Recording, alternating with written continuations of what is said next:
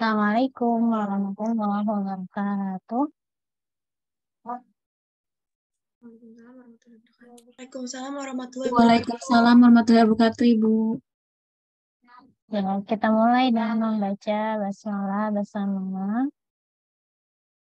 Bismillahirrahmanirrahim.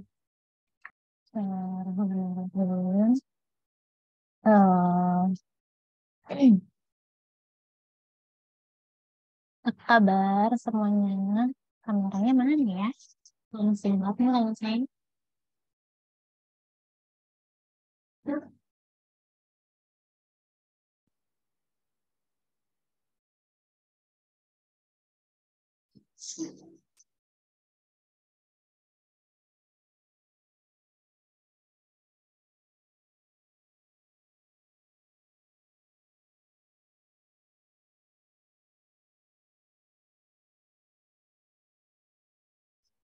Sudah? Nggak ada yang minat nyalain kamera lagi?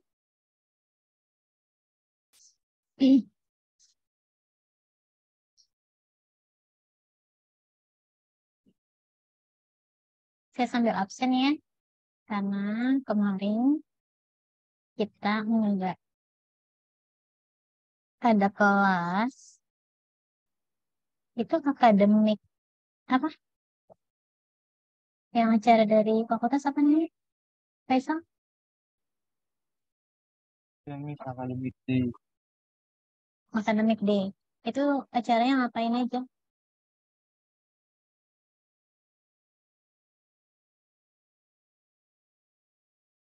Kemarin acaranya ngapain aja tuh?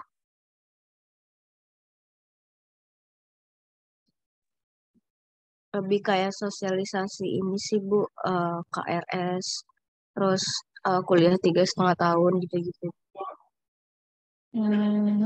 Yang ini, yang menyampaikan materi siapa? Ibu Munaya, Bu. Munaya. Bu Munaya aja.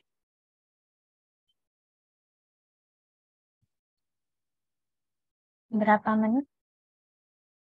2 jam?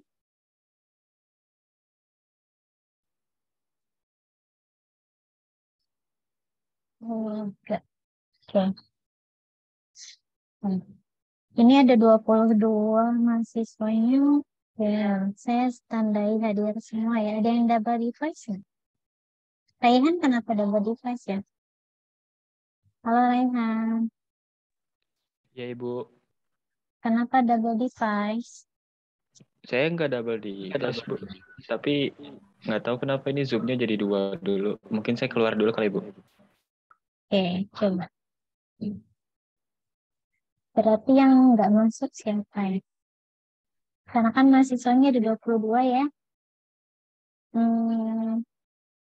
Dengan saya 23 harusnya. Saya panggil aja ya. Nanti jawab pakai speaker ya, biar saya nggak bolak-balik.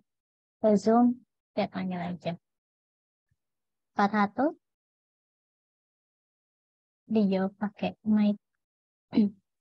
41 ada nggak?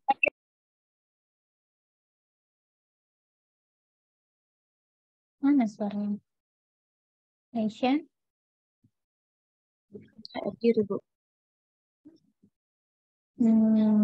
Anissa? Hadir Ibu. Asti? Hadir Ibu. Ega? Hadir, Ibu. Faiza? Hadir Bu. Fitri? Mbak Fitri? Kita? Hadir Bu. Haifa? Hadir Bu. Jerman?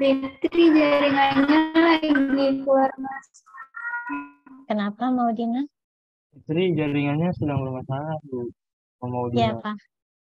Oh ya udah nggak apa-apa. Tadi udah saya panggil belum kan? Fitri udah tadi. Udah Ibu.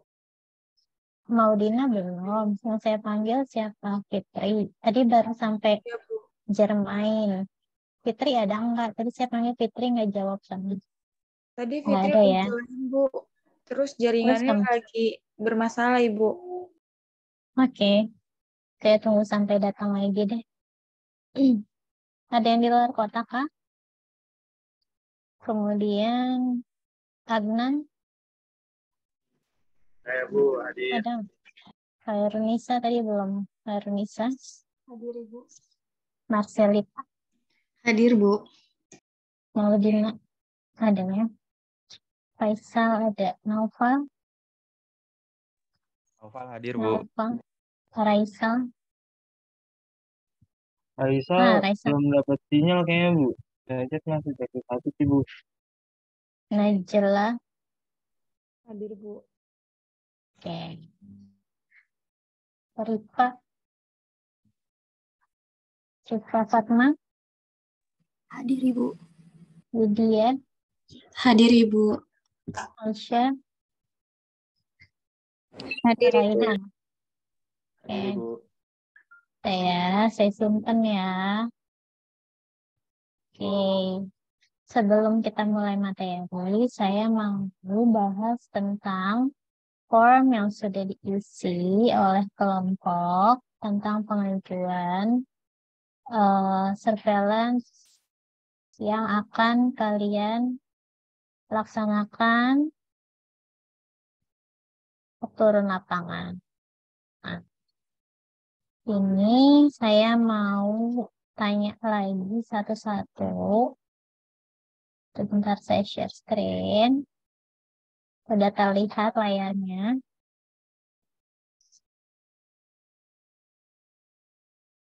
Iya, Fitri sudah saya absen ya. Nah, ini adakah kelompok yang belum mengisi? Coba diangkat tangannya, perwakilan kelompok. Karena di list saya itu kalau tidak Kelompok salah saya, Bu. ada 6 kelompok. Fathatul kelompok apa? Kelompok 7. Kelompok 7 tuh 7. Memang kita ada 7 ya? Catatan saya sih di Adlink itu cuma ada 4, cuma ada 6 Maaf, Bu. kelompok. Kelompok 6. Kelompok terakhir, Bu. Bukan 7 kan? Nih, coba lihat masing-masing Adlinknya ya. Kelompok Casling ada 1 sampai 4. Ada kelompok Epic Casing dan kelompok K3, benar nggak? Benar ya? Nah, Benar, sudah Bu. kita buat kelompoknya. Nah, berarti Fathatul tuh kelompok yang mana? Peminatan apa? Kelompok 4 Casling. Kelompok 4 Casling. Kalau tadi yang raise hand satu lagi, kelompok Casling 3 soalnya ada 2 nih. Ibu, maaf itu saya salah ngisi. Harusnya Kesling 1. Casling 1 ya, Raihan ya. Ya, maaf Ibu. Ya, berarti yang belum ada 1, 2, 3, 4, 5. Satu kelompok aja ya. Oke. Buat Fathatul saya edit deh. Silahkan diisi lagi ya linknya ya. Sambil menunggu giliran untuk berdiskusi sesuai dengan apa yang ditulis. Nah, saya mau mulai dari yang mengisi lebih awal kelompok Epic Casting ya. Epic Casting ini ada Maudina, Fitri, ada Anissa Mutmainah, ada Najla. Oke. Nah, ini kan Epic Casting. Instansinya adalah Rumah Sakit Citama. Pertama, saya mau tanya dari segi akses dulu. Adakah akses ke dalam rumah sakitnya dari anggota kelompok?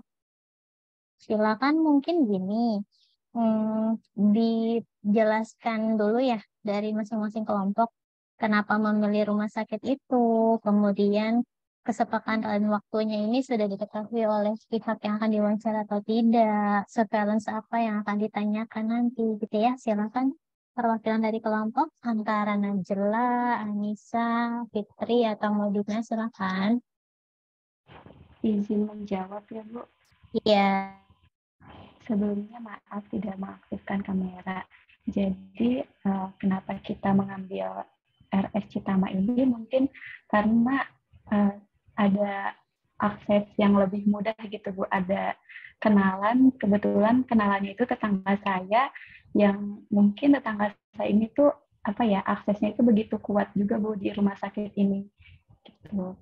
Terus mungkin untuk yang akan kami teliti ini mengenai penyakit yang memang terdata di rumah sakit ini yang juga itu disebabkan oleh lingkungan gitu Bu, faktor lingkungan.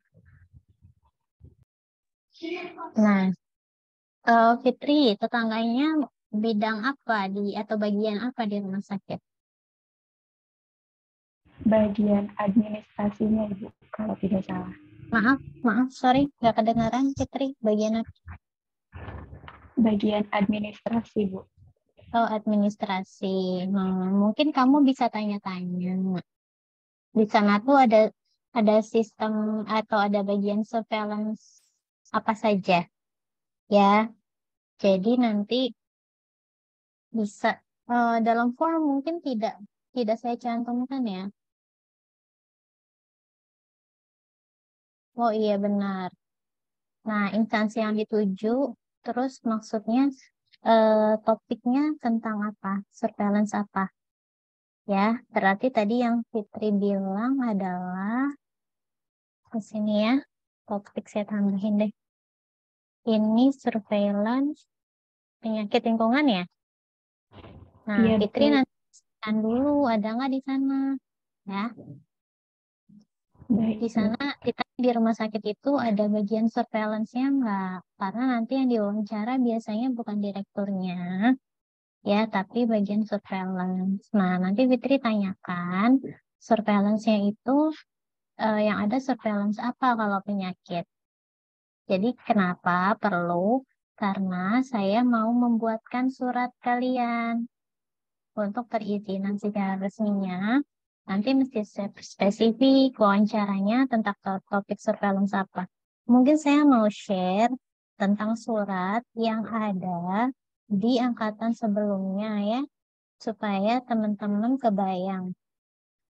Bentar ya. Mana ya?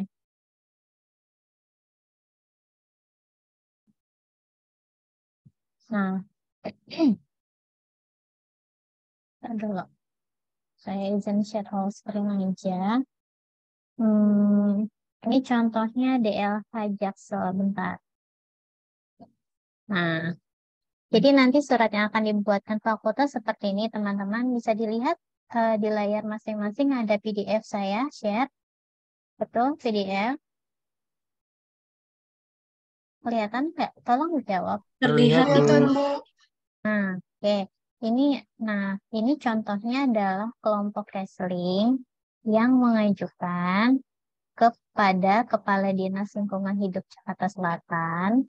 Nah, di sini di dalam suratnya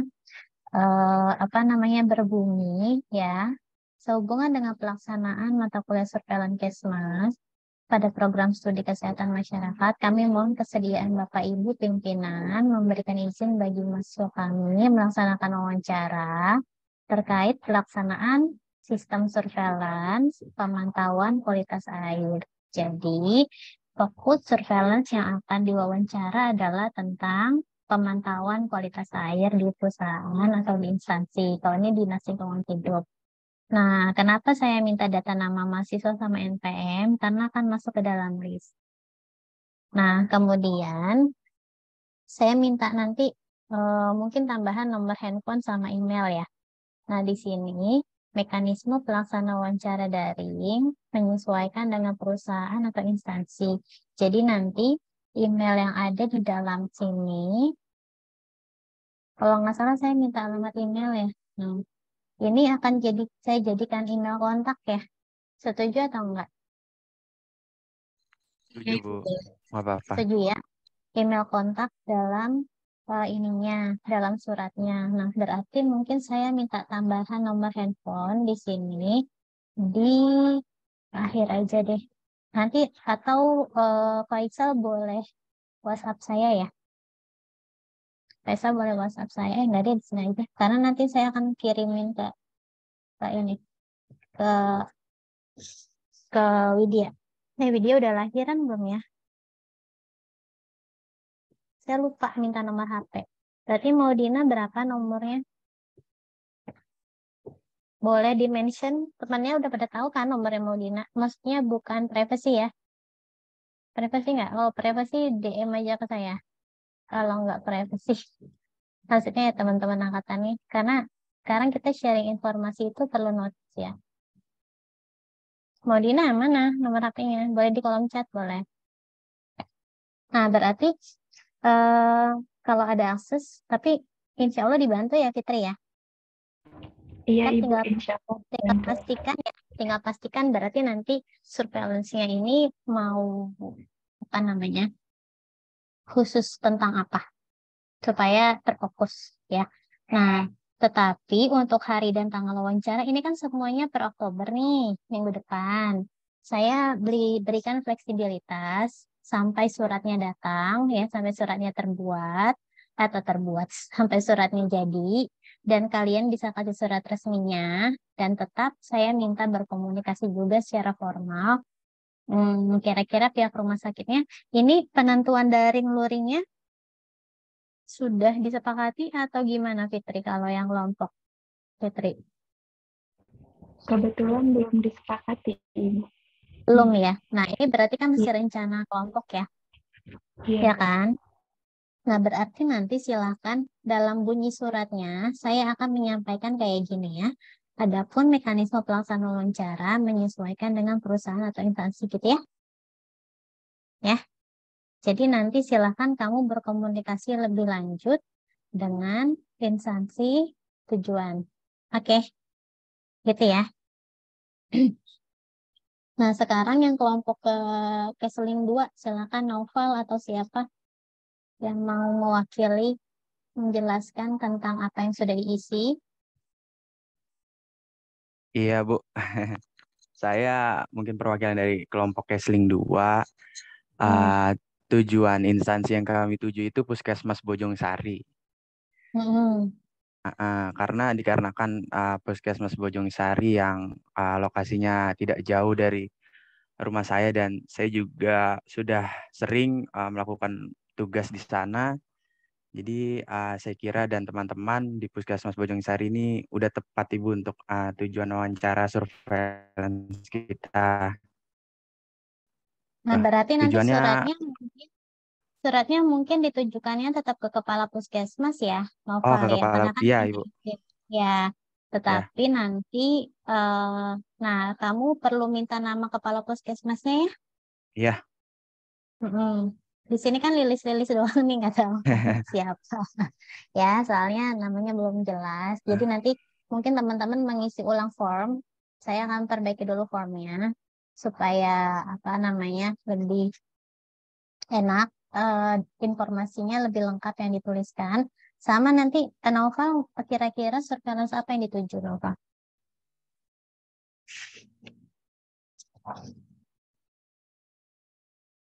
Halo.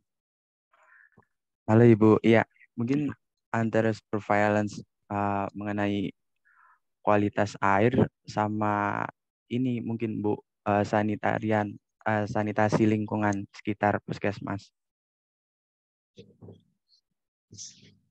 Lingkungan, coba nih, coba puskesmas. Iya. Di Tangerang Selatan ini, Bojong Sari mah Depok ya? Bojong Sari Iya. Depok kan? Iya betul Ibu, Depok.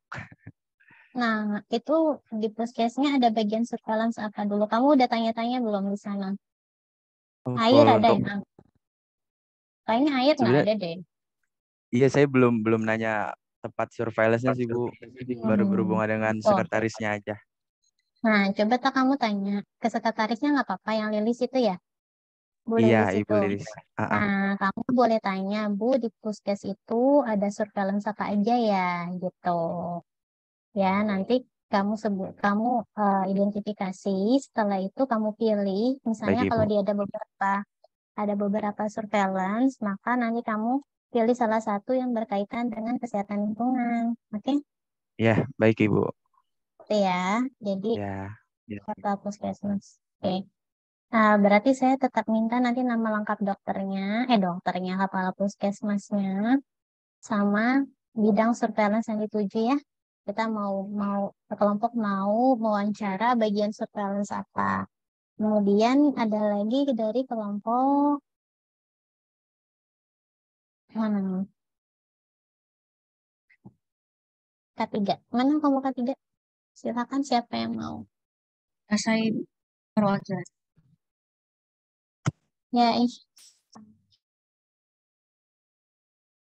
Oh, kenapa milih yang kan kalau di kami insya Allah tuh mau surveillance itu ke instansi Unilever Indonesia, Geraha Unilever yang di BSD. Soalnya di situ kebetulan ada kakak kandung saya di sana sebagai HSH Head Officer-nya Ibu. Jadi kebetulan ada aksesnya. oke. Jadi surveillance ketiga ya. Ya, Iya. berarti nanti HSC officer apa kamu tanya kakak kamu biasanya yang dilakukan surveillance atau pemantauan itu bagian apanya dari kan Unilever kan besar ya. Nah, dia fokusnya di apa anak-anak anak produk yang mana gitu ya.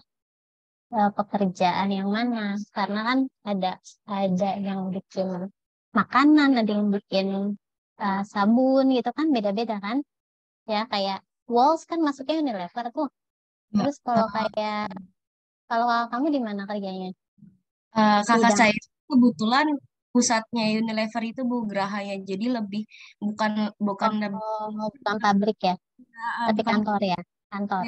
kantornya. Nah, oke, nggak apa-apa. Berarti nanti kamu tanya ya, kantornya berarti kayak ada proses pendataan karyawan kah, terus pengamatan penyakit akibat kerja kah, gitu ya. Terus biasanya ada kayak gitunya. Nanti ditanya aja. Tapi nanti kemungkinan besar gitu narasumbernya kakak kamu ya. Iya. Nggak apa-apa. Ya, nggak apa-apa, nggak apa-apa. Ya, Kak, nggak apa-apa. Oke.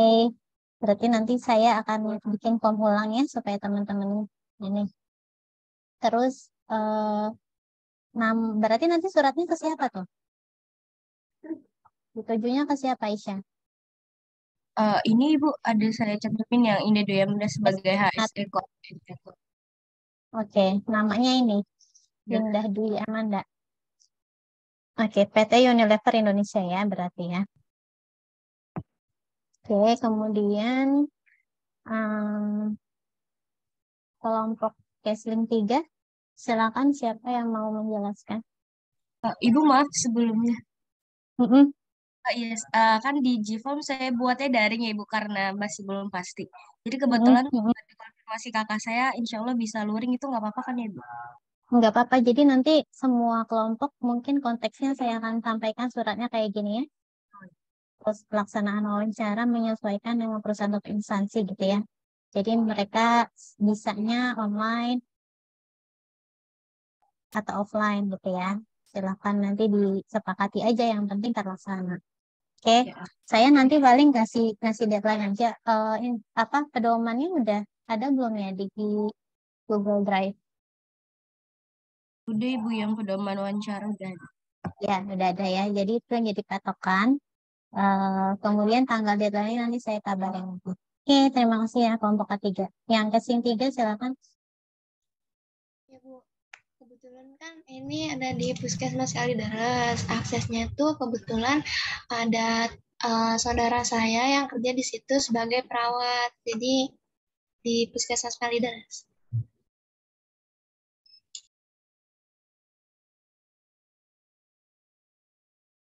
Nah, berarti kan tentang Kesling ya kita ya. Iya, Penanggung jawab balance-nya ini ya, Nurul Akmalia ini ya. iya Bu. Nah, berarti kan suratnya itu tetap ke kepala puskesmas. Ya kita ya.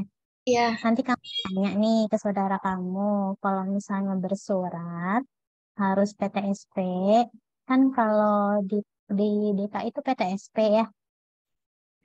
Tanya deh proses bersuratnya PTSP. Kayak kita tuh mesti masukin surat dulu ke dinas, habis itu ntar dinas baru ke puskes. Kalau di DKI gitu biasanya. Nah, nanti kamu tanya tuh ke saudara kamu, bisa nggak kalau langsung bersurat ke puskesmas, gitu ya.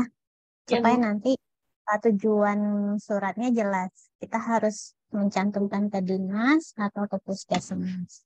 Itu ya kita ya. Aku Gita sih. Bu, kalau misalkan harus ke dinas dulu, ya Bu. Kalau harus ke dinas dulu berarti 2 surat ya Bu? Atau gimana? Enggak, satu surat.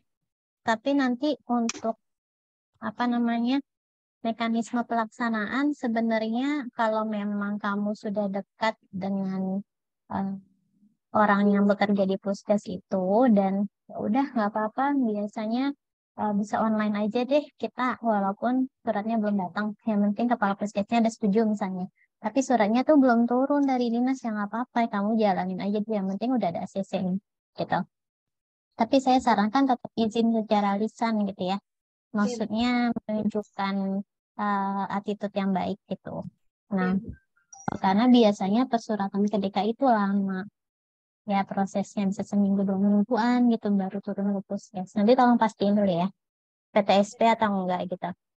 Terus Asti dan kawan-kawan Raihan kelompok casing 1 silakan. Oke, baik Bu. Di sini kami memilih Puskesmas Pondok Ranji karena kebetulan saya juga udah sering melakukan wawancara di Puskesmas Pondok Ranji karena kebetulan kan teman saya di kelas lain yaitu Delina di teman kelas C itu ibunya itu kepala TU di Puskesmas Pondok Ranji ini. Nah, terus kebetulan saya kan sering berkoordinasi juga dengan dia kalau untuk tugas wawancara seperti ini apakah bisa dilakukan? Pernah Bu, pernah. Pernah wawancara nggak? Apa mata kuliah apa?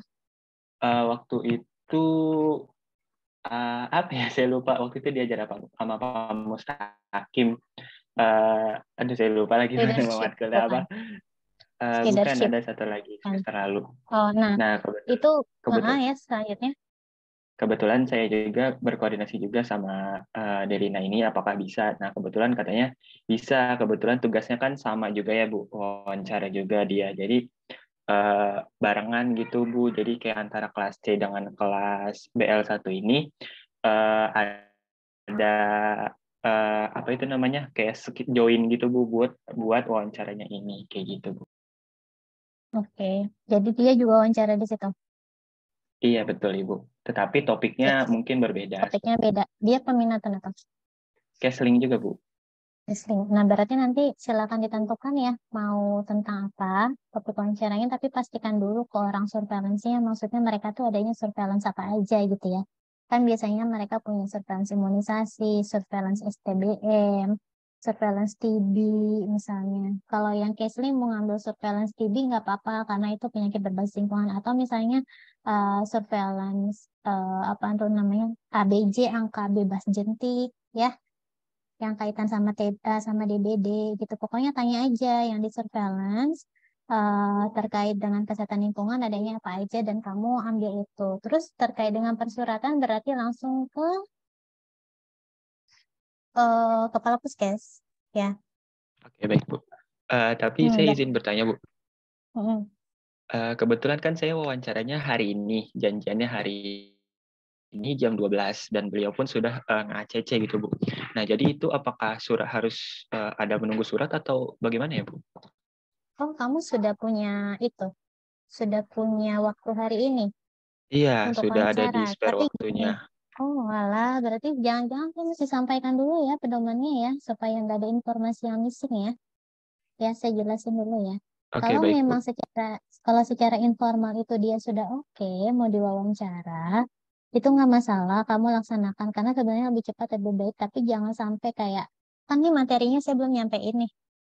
Terus kamu udah wawancara, maksud saya tuh kayak nanti takutnya ada yang missing gitu. Kamu udah selesai wawancara ternyata Bu saya kemarin nggak nanya itu, saya kemarin nggak sempet atau apa, ada yang ketinggalan. Jangan sampai kamu mesti wawancara ulang gitu maksud saya. Ya, jadi mungkin berarti setelah ini saya jelasin dulu ya pedomannya. Suratnya menyusul, nggak apa-apa. Kalau emang pihak puskesnya oke, suratnya menyusul karena kita tetap lewat jalur formalitas saja gitu ya, Raihan ya. Oke. Nah, berarti mau tentang apa tuh? Topiknya apa? Berarti kamu udah nanya dong. Nah, dari dari kemarin kan saya berkomunikasi juga dengan beliaunya kan, katanya bukan ke beliaunya langsung sih, melalui perantara, melalui Delinanya ini. Nah, terus katanya tentang surveillance casing itu ada. Nah, tetapi saya kurang paham gitu Bu, fokus utama di caslingnya itu apa. Tapi dari kelompok kita sih niatnya tentang kualitas air, itu kan berhubungan juga dengan casling kan. Nah, mungkin nanti saya tanyakan dulu apakah ada tentang kualitas air di sana, ataupun memang ada topik-topik lain yang bisa kita bahas seperti itu, Bu. Nah, oke. Nah, Rehan, biasanya kalau puskes itu concern kepada program berkaitan penyakit. Jadi kalau surveillance air itu biasanya nih ya, itu dari Dinas Lingkungan Hidup. Jadi puskes tuh kayak tadi saya bilang, ada surveillance jentik, ada surveillance imunisasi, ada surveillance DBD, ada surveillance testingnya apalagi ya. Nah, nanti silakan ditanyain. Berarti nanti sebelum memulai semua pertanyaan, kamu spesifikasi dulu. Di puskes itu ada surveillance apa aja, kemudian yang kaitan sama kesehatan lingkungan apa. Nah, itu yang akan jadi fokus pertanyaan kamu selanjutnya gitu ya. Ya. Jadi betul-betul memang kita sesuaikan dengan ketersediaan sistem surveillance di sana. Itu ya Raihan ya. Oke, baik. Terima kasih banyak, Ibu. Oke. Ya, terus kelompok terakhir yang casing 4 silakan. Iya, Ibu. Ya, Isya.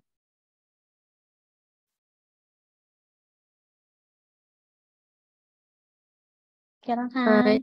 Iya, jadi kami mau mewawancarai seorang sanitarian dari Dinas Kesehatan Kota Yogyakarta. Kebetulan beliau ini seorang ahli kesehatan lingkungan di bidang sanitarian ya, Bu. Di puskesmas. Kenapa, Bu? Ini Jogja. Iya, betul. Ininya siapa? Apa namanya? Dari saya sendiri, Bu. Oh, keluarganya Aisyah. Iya, betul, Ibu. Nah, terus persuratannya gimana, Aisyah? Mungkin persuratannya nanti diurus langsung sama keluarga saya yang di Jogja juga, Bu. Tapi tetap maksudnya tujuannya kepada kepala puskesnya dulu ya, suratnya Iya, ya. Ibu. Iya. Terus topiknya apa? Berhubung beliau seorang sanitarian, mungkin kami akan mewawancarainya mengenai kualitas air di Jogja itu sendiri, mungkin, Bu. Air semua nih. Kamu tanya dulu nanti ya, Aisyah. Dia kerja di puskes.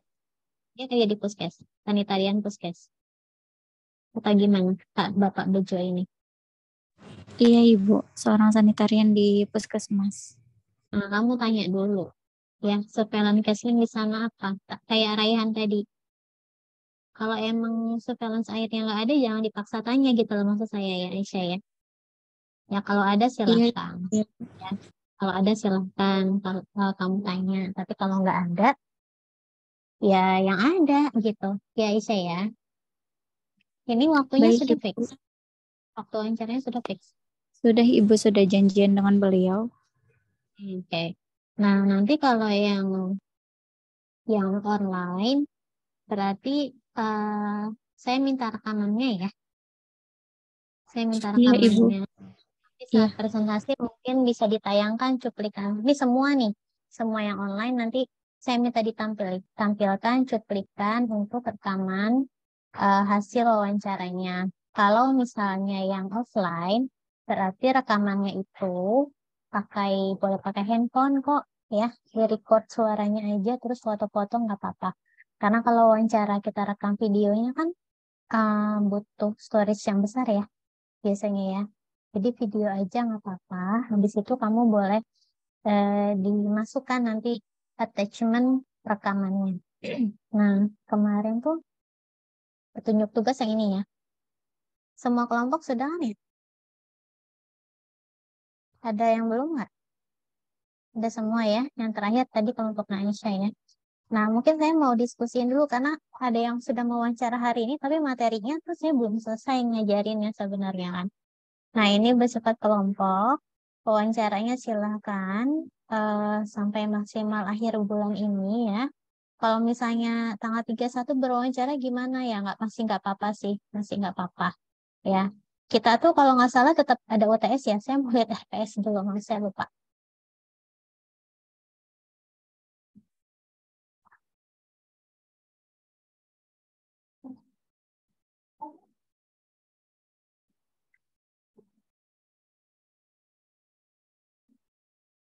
Nah, jadi minggu ini saya mau jelasin tentang langkah-langkah dalam merancang dan menganalisis data surveillance, lalu nanti tahapan evaluasinya entah waktunya cukup atau enggak. Kalau enggak cukup tahapan evaluasi, kita tambahkan dengan sesi berikutnya. Minggu depan SKDR ya, sama EBS ya dari dosen kamu. Nah, di situ UTS kan, ada UTS kan. Oke, UTS materinya dari materi yang saya kasih sebelumnya ya. Nah, setelah UTS, kemudian ada, tadi kelompoknya ada 6 ya. 1, 2, 3, 4, 5, 6. Nah, kalau praktik tabelnya nanti agak mundur, atau sebelum UTS saya kasih materi tentang evaluasi dulu kali ya nanti ya. Kita kan sesi kelima nih. Nah, screeningnya saya skip ya teman-teman. Ya, materi screening saya skip. Jadi saya ngasih tentang langkah tahapan surveillance sama tahapan evaluasi kalau hari ini cukup. Nah, ini petunjuk tugasnya. Jadi laporannya nanti dibikin 2 dalam PDF dan PowerPoint. Kemudian ada cover, kata pengantar, daftar isi, pendahuluan, pinjam pustaka, metode.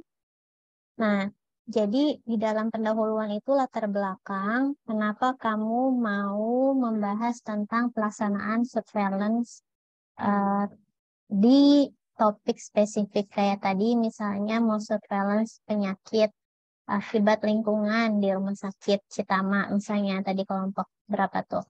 Nah, misalnya kamu bisa ngambil data dari Dinas Kesehatan atau Kementerian Kesehatan tentang prevalensi penyakit di wilayah Kota Depok. Citama tuh Bojonggede ya? Benar nggak? Apa di Citayam? Citayam ya? Iya. Halo, suaranya Fitri, Citayam ya? Iya betul Ibu. Apa namanya? Berarti di Jawa Barat ya? Jawa Barat, terus Kabupaten Bogor, kalau Citayam masuknya gitu. Nah, dikerucutkan, terus pentingnya sistem surveillance itu untuk apa? Masukin di latar belakang. Nah, terus baru tuliskan tujuan.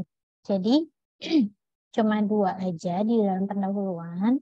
Di bab 2-nya tinjau pustaka, terisi tentang teori dan dasar hukum sistem surveillance yang dipilih. Saya bilang sistem surveillance yang dipilih, berarti spesifik ya teman-teman ya. Jadi tentang teorinya sistem surveillance yang berkaitan dengan topik yang dipilih dan dasar hukumnya. Dasar hukumnya boleh dari yang umum, boleh ke yang khusus. Kalau misalnya ada surveillance tentang pekerja, itu berarti dimasukin dari misalnya pakai dari ILO gitu ya. Itu boleh dimasukin. Kemudian NIOSH gitu ya, itu boleh. Kemudian dari bab 3-nya, kamu tuliskan metode, itu terdiri atas deskripsi metode wawancara. Metode wawancara yang digunakan seperti apa, waktu dan tempatnya, kemudian karakteristik informan. Nah, karakteristik informan ini, kamu jelaskan informan dalam wawancara kamu ada berapa orang, jenis kelaminnya apa, umurnya berapa, jabatannya apa. Kalau dia nggak mau disebut nama, nggak masalah. Yang penting karakteristiknya jelas. Lama bekerjanya berapa tahun, gitu ya. Kemudian job desk-nya apa di dalam sistem surveillance. Supaya menguatkan bahwa orang yang kamu wawancara, yang kamu jadikan narasumber itu, atau yang kamu jadikan informan itu memang menguasai tentang informasi yang disampaikan dalam hasil wawancara. Jelas ya? Ya. Kemudian cara pengolahan data hasil wawancara. Bagaimana cara kamu mengolah data hasil wawancara? Jadi kamu jelaskan proses wawancara dilakukan secara online, misalnya melalui Google Meet atau Zoom. Kemudian pertanyaan-pertanyaan yang sudah ada dalam pedoman ditanyakan kepada informan. Kemudian hasil informasi jawaban dari setiap pertanyaan dituliskan dalam transkrip dan dianalisis oleh kelompok gitu ya, dan dituliskan pada bagian hasil dan pembahasan. Nah, ini hasil wawancara berdasarkan pedoman ini berbasis pertanyaan. Hasil wawancara, siapakah yang menjadi penanggung jawab sistem surveillance? Ada berapa orang? Dijelaskan. Kapan sistem surveillance tersebut berjalan? Nah, ini saya menyebutkan secara general. Karena masing-masing punya sistem surveillance yang berbeda-beda. Maka kata-kata tersebut, ini tuh kembali kepada topik sistem surveillance masing-masing kelompok. Ya, dan di bagian hasil ini ada 15 poin berarti nanti yang akan kamu sampaikan. Gitu. Nah, pembahasan itu berkaitan analisis kelompok, artinya apa? Narasi kelompok terkait dengan 5 komponen evaluasi sistem surveillance. Nah, komponen evaluasi ini belum saya jelaskan. Jadi, hati-hati yang hari ini mewawancara ya. Jangan sampai kamu wawancara ulang. Komponen evaluasi sistem surveillance ada poin-poin apa aja, nanti materinya akan saya sampaikan. Nah, kemudian maksudnya gimana di bagian pembahasan? Dari 15 pertanyaan ini, kemudian kamu evaluasi pelaksanaan sistem surveillance di tempat tersebut sudah baik atau belum berdasarkan karakteristik sistem surveillance yang akan dievaluasi. Gitu. Nah, lalu bab 5-nya penutup. Nah, kesimpulannya itu berasal dari bagian hasil dan pembahasan. Sarannya diberikan terutama kepada instansi. Nanti laporannya kamu sampaikan kepada instansinya lagi secara bentuk soft copy, nggak apa-apa, nggak usah dijilid. Ya, sebagai bukti dan ucapan terima kasih. Dan nanti juga saya mau membuatkan sertifikat untuk narasumbernya. Jadi kita tidak memberikan uang kepada narasumber, mungkin nanti kamu sampaikan ya ke narasumber ya. Karena ini kan mata kuliah, jadi nanti ucapan terima kasihnya berupa sertifikat yang akan ditandatangani oleh dekan. Gitu ya. Atau kalau nggak dekan, nanti saya paling PJ mata kuliah. Gitu. Kalau nggak 2 ya. Kalau nggak dekan dan saya sebagai PJ mata kuliah. Nanti saya tanya dulu template-nya seperti apa.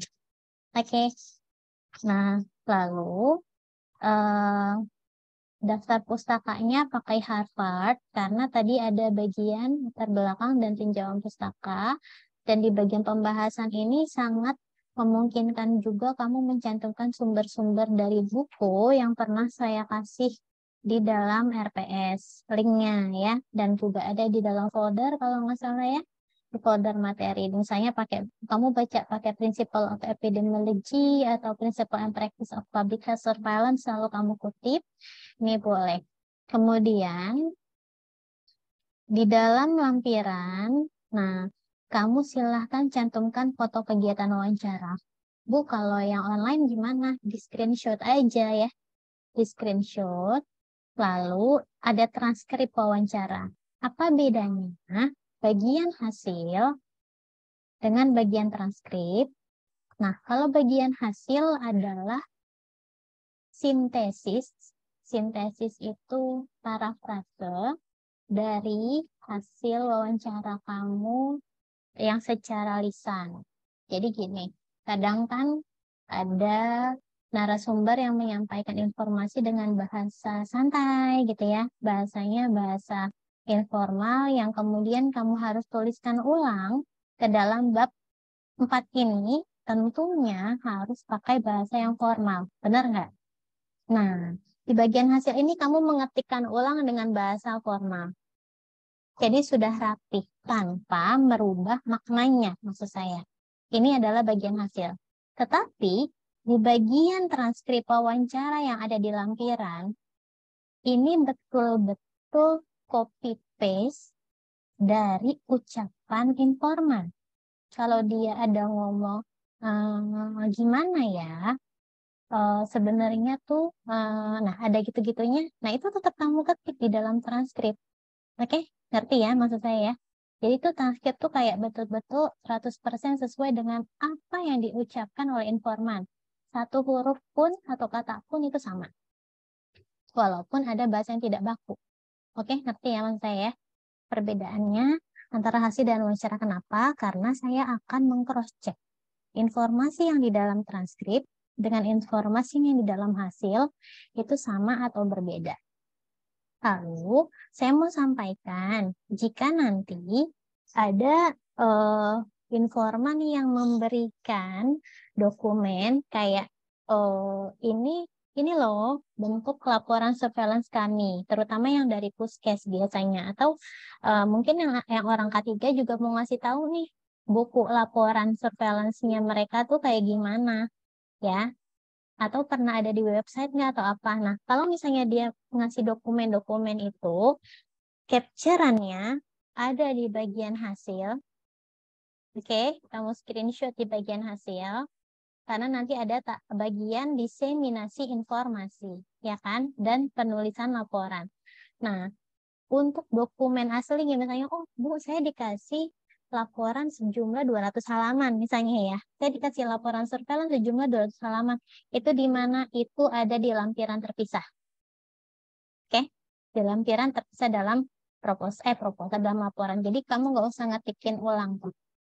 Paham ya mas saya? Itu masuk ke dalam lampiran sini. Kemudian ini pengumpulan laporannya paling lambat tanggal 19 karena setelah itu akan ada presentasi kelompok. Nah, urutannya nanti akan diacak pada hari H. Lalu setelah presentasi, kelompok masih punya kewajiban untuk memperbaiki laporan sesuai dengan masukan yang disampaikan oleh kelompok lain dan juga dari saya. Nah, ini komponen penilaian, tampilan PowerPoint yang enak dilihat, lalu kemampuan presentasi, sebagai nilai individu, kemudian laporan pertama, yang pertama diupload, dan laporan akhir setelah revisi, ya. Kemudian nilai keseluruhan tugas akhir ini akan menjadi nilai UAS. Jadi teman-teman nggak ada ujian ya di surveillance terakhir ya. Nah, ini pedoman wawancaranya. Jadi mungkin nanti ditambahkan lama bekerja ya. Kan tanggal wawancara, nama informan, kalau dia nggak berkenan boleh di strip aja. Tapi jabatan dan lain-lainnya ini harus harus diisi. Dan ada tambahan di sini lama bekerja, saya lupa. Nah, di sini ada beberapa pertanyaan sejumlah 15 yang perlu kamu tanyakan. Siapakah yang menjadi penanggung jawab? Ada berapa? Adakah timnya berapa orang? Ya, tolong dibuat dalam paragraf nanti jawabannya. Walaupun dijawab singkat-singkat, ya kamu narasikan saja. Lalu sejak kapan sistem surveillance tersebut berjalan? Nah, biasanya dia akan bercerita dari awal sampai sekarang. Nah, kamu sampaikan di situ. Apakah masalah kesehatan yang di surveillance adalah prioritas di instansi atau wilayah tersebut? Ditanya kenapa itu prioritas? Terus tujuan dari sistem surveillance itu untuk apa? Populasi apa yang menjadi subjek? Nah, seberapa lama periode pengumpulannya? Ya, sampai pelaporan data surveillance. Jadi, kamu ingatkan materi minggu lalu saya sampaikan bahwa kalau kita mensurveillance penyakit yang menular dengan penyakit tidak menular atau kita mau surveillance perubahan perilaku masyarakat, itu durasinya akan berbeda. Kalau kita surveillance penyakit diare, itu mungkin laporannya bisa bulanan, gitu kan? Laporan kunjungan pasien dengan gejala diare itu bulanan. Tapi kalau kita mau surveillance tentang penyakit DM atau tingkat kepatuhan minum obat TB, nah itu kamu boleh loh surveillance TB. Yang Kesling juga nggak masalah karena itu penyakit berbasis lingkungan ya. Nah, itu kamu biasanya laporannya adanya 6 bulanan gitu. Berarti kan beda tuh lama periodenya, itu yang kamu gali. Terus data apa saja yang dikumpulkan? Ingat, data itu terkait variabel. Informasi tentang apa saja yang dikumpulkan disampaikan secara detail di sini. Kemudian metode surveillance apa? Aktif, pasif, campuran, bentuknya seperti apa? Kamu minta penjelasan. Ya, ini tuh pedomannya pedoman tekstual yang kamu bisa eksplorasi lagi saat wawancara berlangsung. Terus bagaimana data dianalisis? Cara analisis datanya gimana? Siapa yang menganalisis misalnya? Terus seperti apa bentuk penyajian datanya? Nah, kalau bisa kamu minta tunjukkan. Kalau dia nggak mau share laporan lengkapnya, tunjukkan contoh bentuk penyajian data hasil surveillance-nya seperti apa. Sehingga kamu punya screenshot tuh kalau kamu online. Kalau misalnya nggak online, kamu daring, kamu minta foto aja kalau dia nggak ngasih laporannya. Gitu ya. Kemudian kepada siapa hasil surveillance dilaporkan? Biasanya dia ngelaporin ke siapa aja sih? Nah, habis itu tindakan atau kebijakan apa saja yang telah dibuat dari hasil surveillance tersebut. Ini biasanya dia akan bercerita banyak. Ya. Kemudian dari mana sumber daya surveillance didapat? SDM-nya dia diambil dari mana, biayanya berasal dari mana.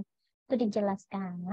Kemudian ini tentang pertanyaan pelaksanaan tepat waktu. Pernah nggak ada keterlambatan dari proses pengumpulan sampai pelaporan? Kendalanya apa aja sih yang dihadapi? Solusi apa yang udah dilakukan? Nih ya, 15 pertanyaan ini adalah pedoman baku yang harapan saya teman-teman bisa menyampaikan dengan bahasa yang lebih lugas dan bisa mengeksplorasi kedalaman informasi sehingga data yang kita dapat ini nggak cuma data di permukaan gitu ya. Mungkin saya akan kasih contoh bentuk laporan yang bagus dari kakak kelas kamu tahun lalu.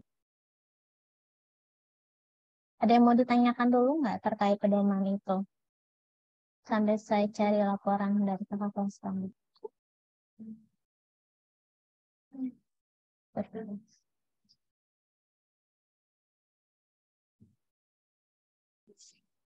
Yang bagus tuh yang mana ya?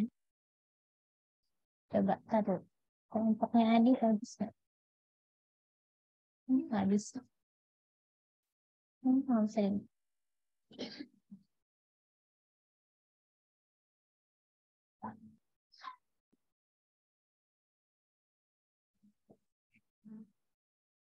Nah, yang loading ya teman-teman. Kayak Elza aja yang kelompok dua ya.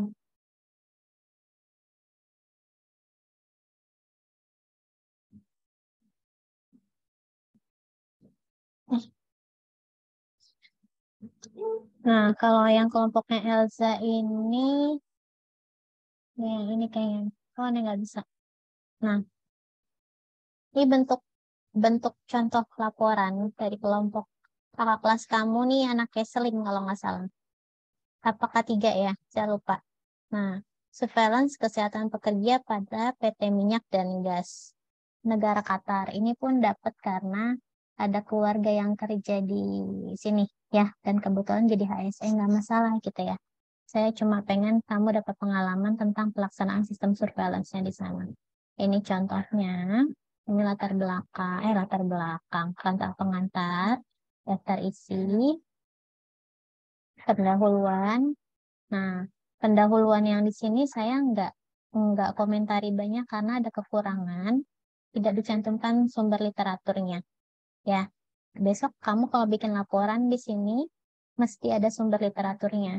Oke, saya bilang ini bentuk laporan yang tidak 100% benar, maka nilainya pun berbeda gitu ya. Nah, tujuannya ini juga tidak dituliskan seperti ini. Tujuannya ini sesuai dengan pertanyaan yang ada di dalam pedoman. Oke. Tujuannya. Dibikin 15 tujuan berarti nanti ya. tujuan dilakukannya surveillance gitu sesuai dengan pertanyaan. Kemudian jadi ini kurang baik ya bentuk laporannya karena ternyata pas dari praktiknya sama presentasi kelompok tuh masih banyak banget kekurangan waktu tahun lalu. Jadi ini setelah direvisi aja masih nggak ngeh gitu ya. Nah, kemudian pembahasan ini tentang teori. Oh, oh. Kemudian metode. Nah, wawancara. Ya, jadi teknik wawancara semi terstruktur dilakukan kepada narasumber. Tujuannya untuk apa? Kemudian waktu dan tempatnya kapan? Karakteristik informan, ya. Terus cara pengolahan data. Nah, ini cara pengolahan datanya.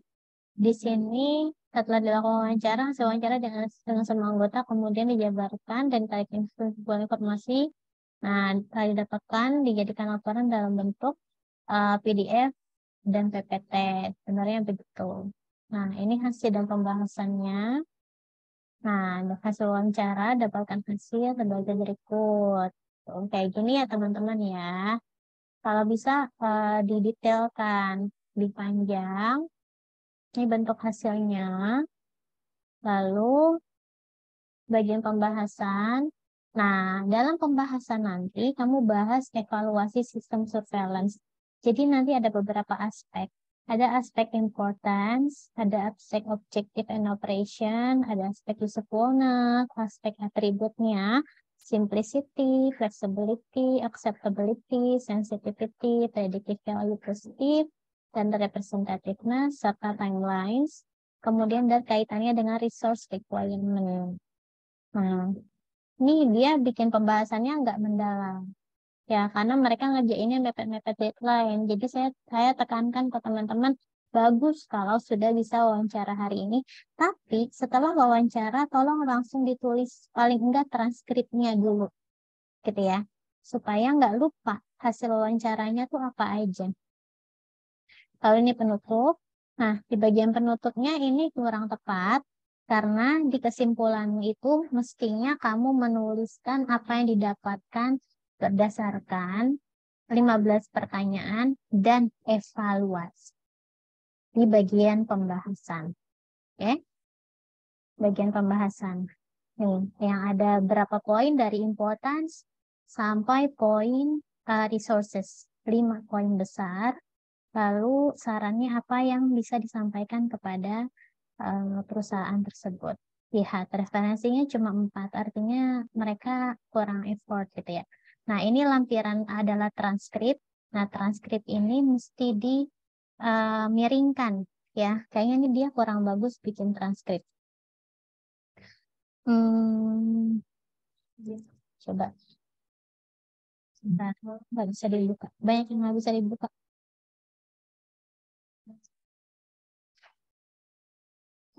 Oke ya, saya cek ya. Kenapa ya nggak bisa dibuka ya? Kelompoknya Putri bagus nggak? Saya nggak tahu. Nah, ini K3 ya. Ini mereka datang langsung kalau nggak salah. Yang nggak ada fotonya.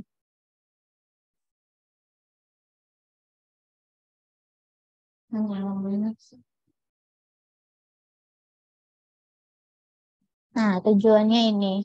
Ini tuh dia bahkan masih sampai tanda tanyanya belum dibuang gitu. Ini angkatan yang tahun kemarin tuh banyak yang saya omel-omelin karena nggak benar bikin laporannya. Lalu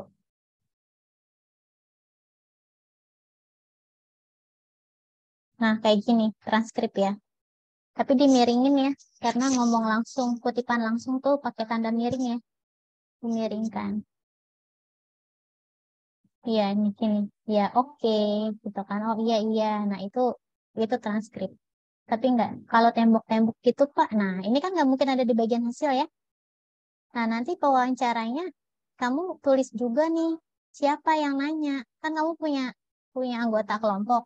Misalnya Raihan. Ini Raihan titik 2. Terus yang ini yang nanya Aisyah titik 2 gitu. Ya. Oke.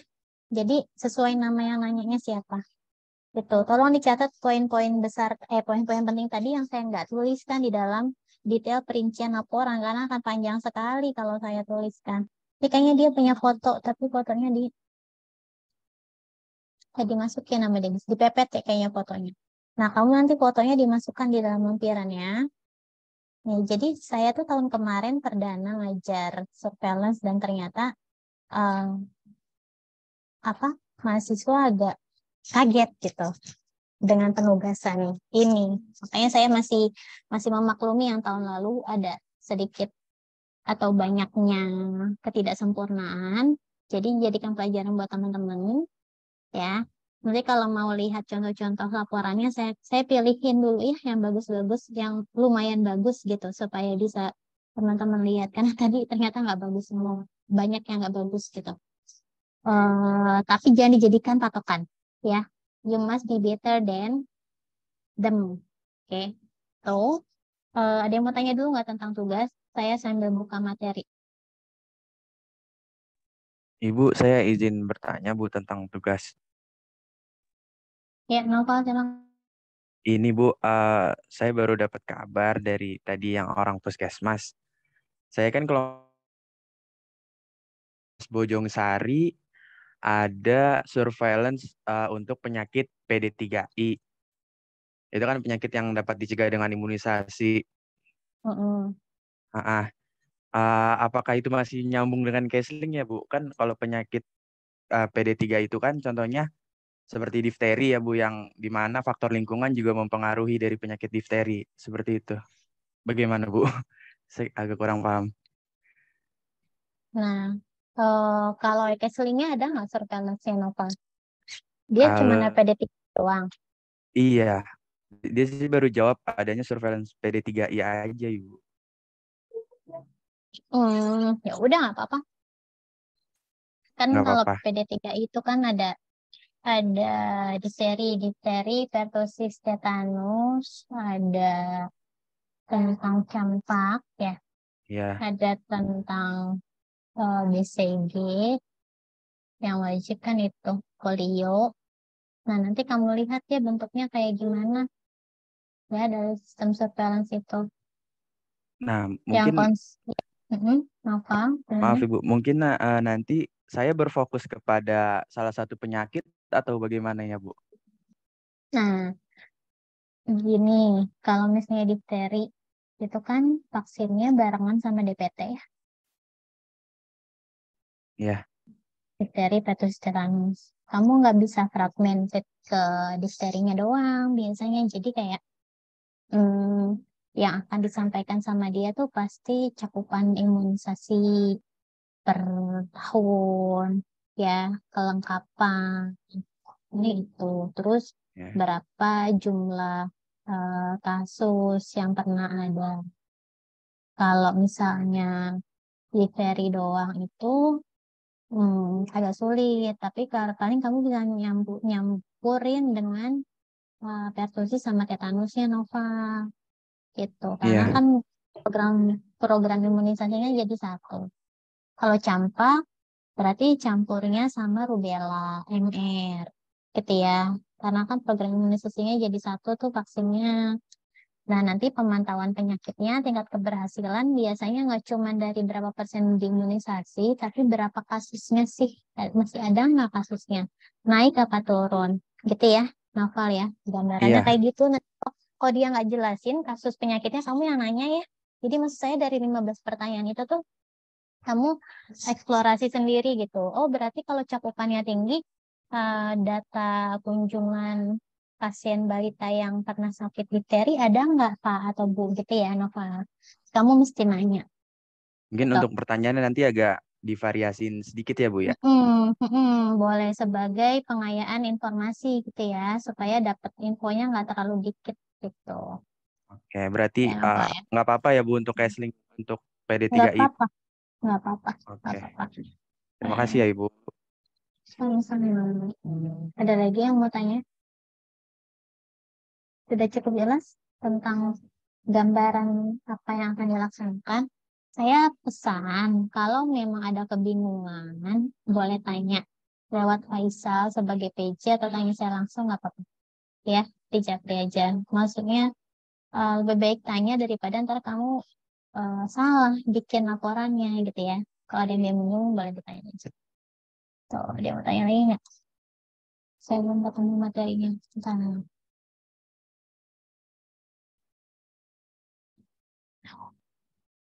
Kemarin itu dasar surveillance penyakit sudah, sumber data udah, aspek legal sudah. Hmm,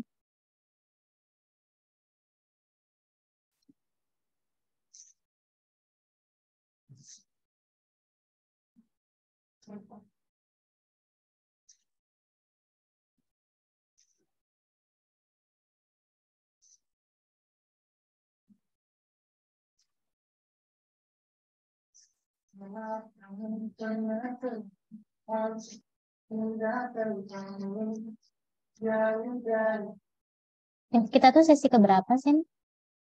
Sesi kelima kan ya? Faisal, yang dosen tamunya tanggal berapa nih? 2 minggu lagi ya Faisal? Ya Ibu, 2 minggu lagi ya? tanggal 1 November ya. Tanggal, nah, berarti di tanggal 24, Saya 25. 7. Minggu depan masih sama saya ya? Ya. Nah, saya jelasin tentang evaluasi sistem surveillance. Nah, ini ada materi dulu dari saya tentang principle of disease surveillance. Ini saya dapat waktu kuliah S2 sebenarnya. Jadi nanti kalau ada yang sulit dipahami boleh tanya. Saya jelasin singkat aja dulu tentang prinsip-prinsip dasarnya yang melengkapi materi yang minggu lalu dan juga setelah itu baru ada langkah-langkah surveillance ya. Coba view-nya kalau di full screen tuh gimana sih ngeliat view full screen? Kliknya yang mana ya? Kalau PDF ini enggak. Ritme segini gede. Saya tuh maunya full screen. Cara full screen nih. Kalian tahu nggak? Saya pakai Foxit kan. Ini ya? Bukan. Bukan.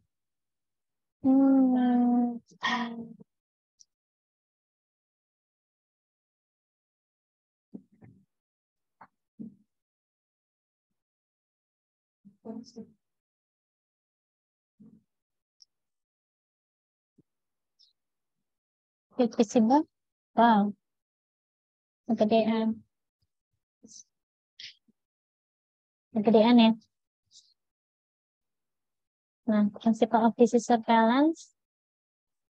Coba. Wow. Begini deh. Nah, ini definisinya sudah. Kemudian, nah ini. Ini siklus surveillance yang mesti kamu tanyain besok kepada narasumber.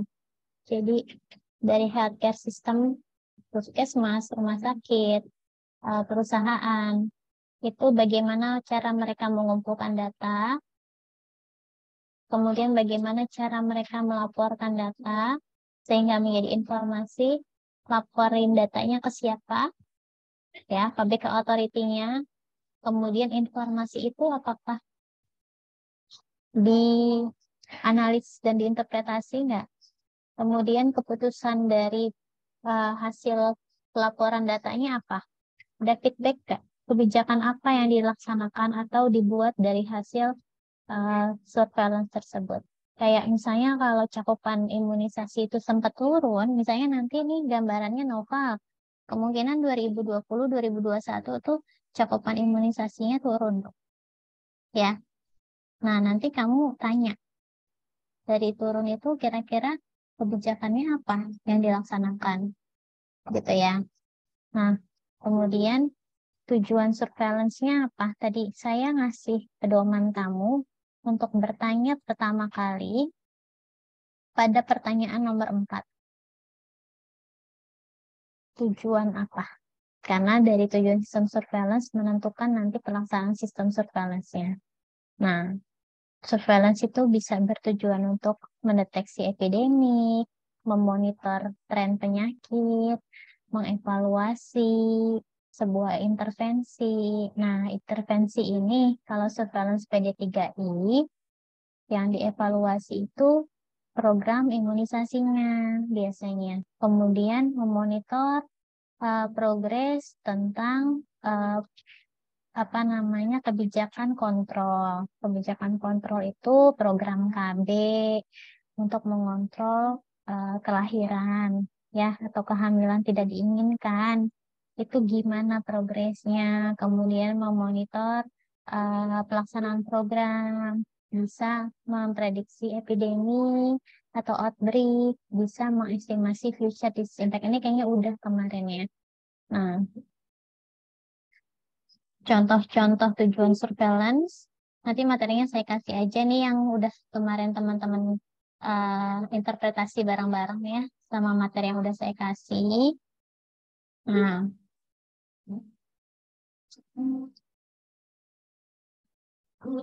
ketika bertanya tentang apakah masalah kesehatan ini prioritas, dia bilang iya prioritas. Mengapa? Biasanya jawabannya beragam.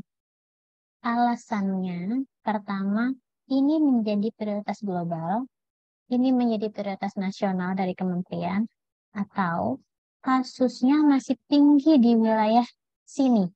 Biasanya begitu. Jadi, prioritas itu biasanya berasal dari itu. Kasusnya masih tinggi. Tinggi ya apanya? Angka kesakitannya, angka kematiannya, angka kecacatannya, atau angka rawat inapnya yang tinggi. Ketika kamu dapat informasi, oh karena kasusnya masih tinggi di wilayah yang kamu lakukan wawancara, daerah Depok, daerah Tangerang, daerah Jogja misalnya ya, daerah Jakarta, tingginya itu berapa? Kamu bisa nanya, artinya saya bilang tadi, ini mengapa ini bisa sangat kamu perdalam, ya sangat bisa kamu perdalam, gitu. Nah, tingginya berapa? Kamu mesti nanya. Communicability. Kalau buat penyakit menular, tingkat penularannya tinggi misalnya. Atau case fatality rate ini mau terkait dengan mortality ya, untuk kematian. Terus, nah, untuk prioritas, kenapa mesti public health surveillance di bidang itu diprioritaskan? Karena ada pertimbangan public health action ditaken, bisa dilakukan suatu tindakan untuk mengatasi permasalahan tersebut. Kalau yang mustahil-mustahil, sebisanya nggak disurveillance kan, gitu. Tapi kebanyakan masalah kesehatan itu masih potensial untuk diatasi. Kemudian relevan nggak datanya? Kemudian datanya ada nggak? Gitu ya. Kalau nggak ada, gimana cara kita mengumpulkan data supaya data itu ada? Kita bikin instrumen baru, nakesnya suruh ngisi, misalnya. Itu namanya kita mengadakan suatu data yang sebelumnya belum pernah ada. Terus worthy nggak? Biayanya, SDM-nya butuh banyak nggak? Ini yang perlu dipertimbangkan dalam prioritas surveillance. Nah, ini udah dibahas kemarin ya. Community sama hospital base dibandingkan aktif sama pasif surveillance. Ini nanti silakan dibaca aja. Nah, ini. Nanti ada pertanyaan tentang populasi apa yang menjadi subjek surveillance. Kalau tadi contohnya kayak Raihan, siapa Naufal ya? Surveillance yang di Bojong Sari ternyata PD3I, berarti siapa populasinya kira-kira? Mereka akan menjawab bayi atau anak usia 0 sampai 59 tahun, 59 bulan, gitu. Beda hal dengan nanti surveillance yang di Unilever. Populasinya siapa? Pasti pekerja. Pekerja yang mana? Pekerja dengan status pegawai tetap, pekerja dengan status pegawai kontrak, pekerja yang berusia di atas 60 tahun misalnya, yang mana yang jadi target, gitu ya. Itu dispesifikan, silahkan kamu tanya lebih detail, gitu. Karena menentukan target populasi. Terus indikatornya apa yang mau dijadikan capaian surveillance. Kalau tujuan surveillance-nya itu untuk memonitor jumlah kehadiran pegawai di PT Unilever yang izin karena sakit. Berarti indikatornya berapa persen setiap bulannya pegawai izin tidak masuk karena sakit. Kalau misalnya ada batasan persentase yang melebihi target, artinya banyak pegawai yang sering sakit. Benar nggak? Benar ya. Sehingga kan ada masalah kesehatan pekerja di sana kan. Artinya mungkin perusahaan kurang memperhatikan kesehatan pegawainya, bisa jadi dari jam kerja yang terlalu panjang, sering lembur misalnya, atau load kerja yang terlalu berat. Nanti kan bisa dievaluasi dari sana. Maksud saya begitu. Indikatornya apa? Terus datanya diambilnya dari mana? Gitu. Makanya ada pertanyaan tentang data apa saja yang dikumpulkan. Oke? Data apa saja yang dikumpulkan. Nah, mungkin nanti di dalam tujuan dari sistem surveillance atau populasi ada tambahan tentang indikator, ya. Indikator apa yang diukur untuk menentukan keberhasilan surveillance. Mungkin nanti ini saya tambahin ya. Saya tambahin ya di poin nomor 6. Saya kasih note dulu deh.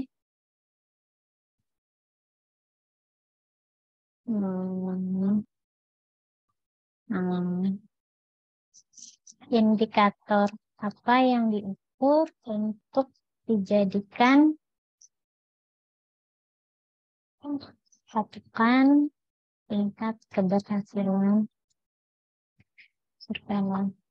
Nah, ini jadi tambahan. Ntar saya kasih revisiannya, ntar saya upload. Itu takut saya lupa. Kemudian datanya. Ya, data apa yang dibutuhkan. Lalu, nah ini.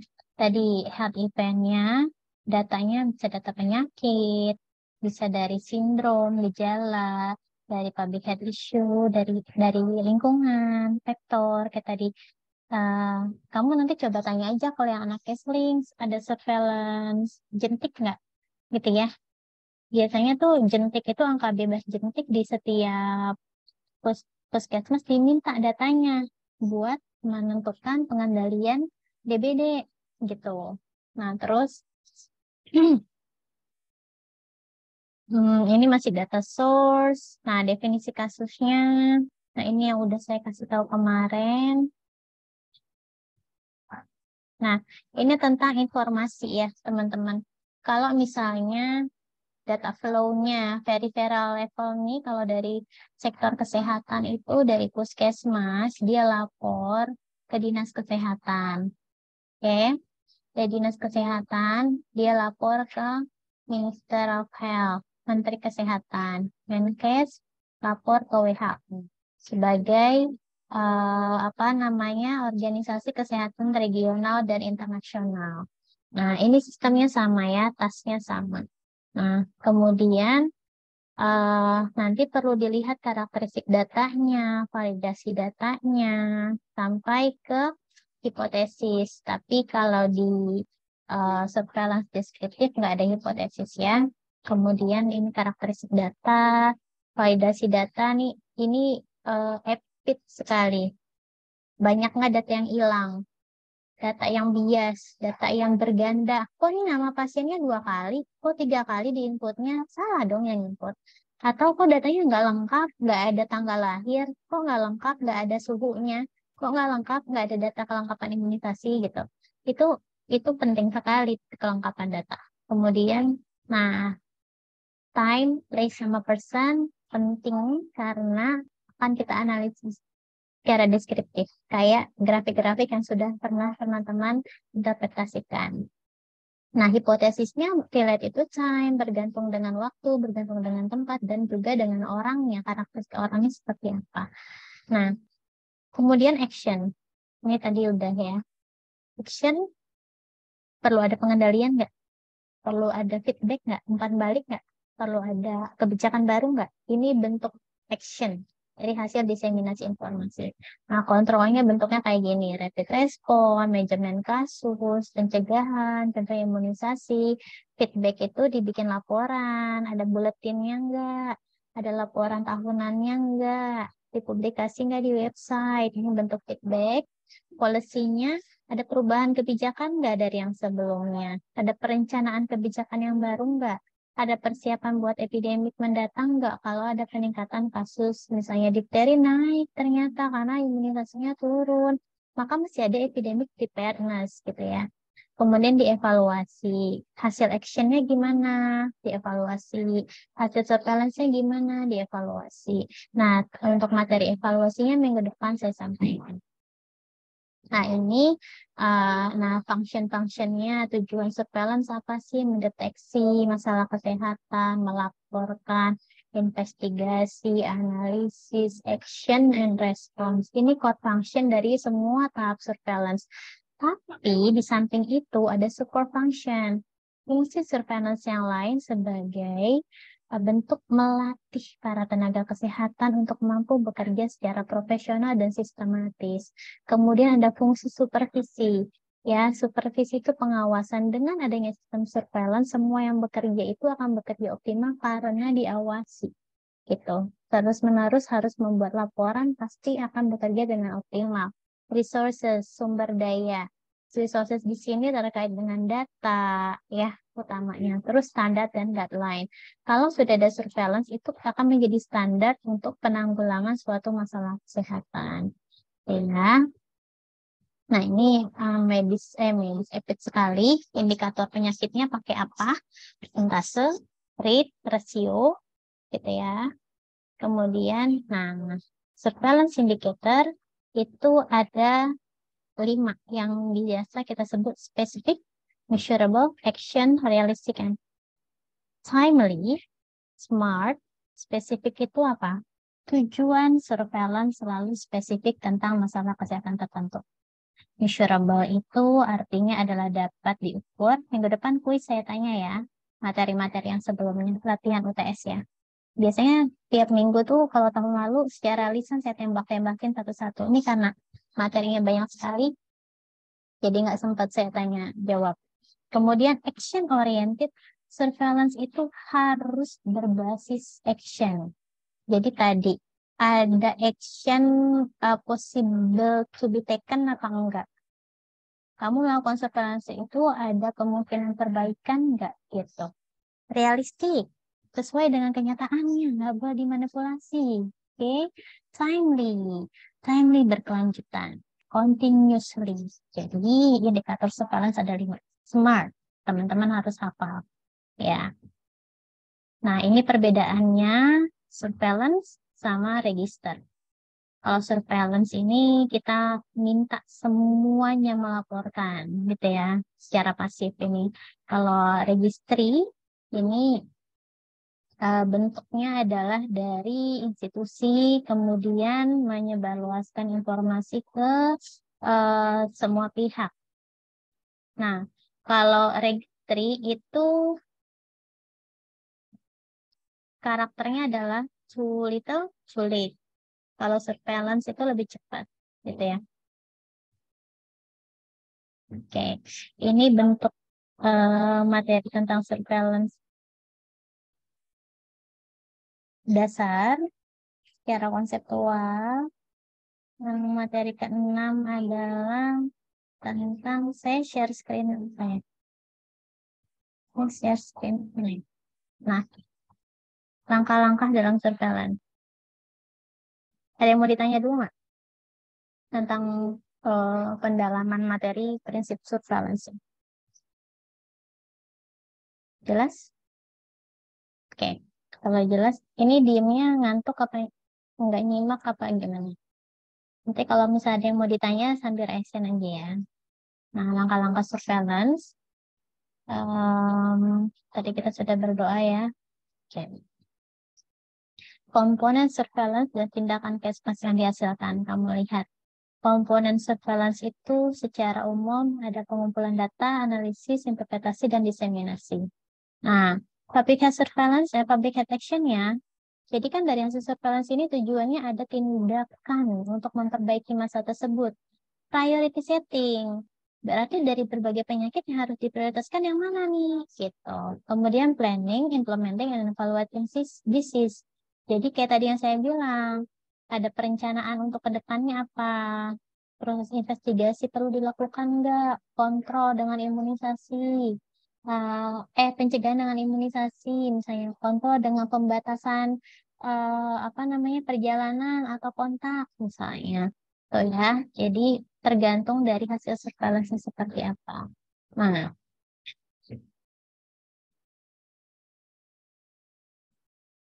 kemudian selanjutnya terkait dengan surveillance, pertama kita mesti spesifikasi tujuan. Ya, ini saya ini ya. Kegunaan surveillance buat apa? Kayak tadi yang saya bilang, perkiraan kebutuhan, identifikasi faktor risiko, identifikasi KLB wabah, apa mengamati tren, mengevaluasi dampak, atau menjelaskan penyebab kenapa bisa sakit, gitu ya. Nah, kemudian pengguna informasinya siapa? Ini lebih kepada kita menentukan laporannya akan kita kasih ke siapa sih? Apa kepala puskesmas? Apa kepala dinas kesehatan? Nah, pengguna ganda itu adalah pihak lain yang juga membutuhkan data dari hasil surveillance kita, baik pihak pemerintah maupun swasta. Nah, kemudian ruang lingkupnya yang di surveillance, ruang lingkup orangnya bagaimana, ruang lingkup tempatnya di mana, ruang lingkup waktunya seperti apa. Kemudian kelompok sosial yang diamati karakteristik populasinya, apakah bayi, balita, ibu hamil, lansia. Ini yang mesti jadi patokan kamu saat wawancara, memenuhi semua unsur ini enggak gitu ya. Kemudian kasus dan atau penyebab yang mau dievaluasi itu, yang mau disurveillance itu masalah penyakitnya atau penyebab penyakitnya. Kalau misalnya pengendalian faktor, indikatornya adalah angka bebas jentik, berarti yang mau disurveillance adalah penyebab, yaitu nyamuk. Gitu ya, sektornya, bukan DBD-nya. Lihat patokannya apa. Kemudian periode waktu dan frekuensi. Tadi durasi surveillance-nya tiap berapa bulan, tiap berapa tahun, gitu ya. Kemudian ini, bentuk lembar kerja untuk mengspesifikasikan tujuan surveillance. Ada di buku ya, kalau kamu punya bukunya. Dicentang aja kegunaan buat apa, penggunanya siapa, ruang lingkupnya di mana, kemudian kelompok sasarannya yang mana, anak-anak, usia jenis kelamin wanita atau lansia, terus yang mau dilihat kasus mortalitas, morbiditas atau apa, ya. Bentuknya, spesifikasi tujuan, kemudian data yang dikumpulkan, kelompok sasarannya, siapa penyebab kematian, maka cara pengumpulannya dengan wawancara mendalam. Kenapa? Karena dalam beberapa kasus itu ada kematian yang penyebabnya masih belum jelas. Misalnya kayak kamu tahu masalah gagal ginjal akut pada anak-anak yang sekarang ada? Tahu? Pernah baca berita atau melihat atau mendengar informasi? Menonton di Indonesia udah sekian 100 lebih dari 150 kasus. Ada yang nyimak nggak beritanya? Iya, Gagal ginjal. Ya, nah masalah gagal ginjal akut pada balita itu yang dalam beberapa hari langsung meninggal ya. Dari awalnya demam, kemudian ada yang batuk pilek, ada yang tiba-tiba badannya bengkak, tahunya nggak bisa buang air sama sekali, gitu kan. Nah, itu ternyata belum diketahui penyebab spesifiknya karena masing-masing orang itu punya infeksi yang berbeda. Masing-masing pasien, ada yang leptospirosis, ada yang infeksi streptococcus, ada yang dulunya COVID, beda-beda. Jadi kita belum bisa menyimpulkan penyebabnya apa. Maka perlu dilakukan wawancara mendalam kalau ada proses surveillance yang bertujuan untuk itu. Ya. Yang mau dilihat adalah kesakitannya. Berapa persen yang sakit dari kelompok usia anak umur di bawah 1 tahun, berapa persen yang di bawah 2 tahun, berapa persen yang balita, berapa persen anak usia sekolah misalnya. Itu perlu dispesifikkan. Kemudian, atau penyebabnya, kenapa dia bisa sakit, gitu ya. Berarti penyebab morbiditas kaitannya sama perilaku PHBS, konsumsi nutrisi, aktivitas fisik, itu yang jadi indikator. Nah, metode surveillance itu berbagai macam. Ada yang pakai pelaporan rutin, ya, kalau stafnya rajin, ada laporan rutinnya. Ada yang pakai laporan sentinel, ada yang pakai survei dan studi khusus, ada yang pakai investigasi wabah, hasil investigasi wabah, ada yang pakai registrasi vital. Nah, registrasi vital ini berkaitan dengan kerjasama Dinas Kesehatan dengan Dinas Pencatatan Penduduk dan Sipil, Dinas Kependudukan dan Catatan Sipil. Tahu Dukcapil? Kenapa? Karena akte lahir, akte kematian, kartu keluarga, semuanya itu tidak terpusat di Dinas Kesehatan. Sehingga kadang misalnya ada bayi yang baru lahir di bidang swasta, tidak terlapor, suara saya jelas, tidak terlapor ke puskesmas atau ke rumah sakit, tahu-tahu dia bikin akta kelahiran. Kira-kira catatan kelahirannya ada enggak di puskes? Rifa, kalau kayak gitu kira-kira catatan kelahirannya ada nggak di puskes? Enggak ada. Nggak ada, tapi dia sudah punya akta, ya kan? Kalau kita mau sinkronisasi data bayi baru lahir itu, baru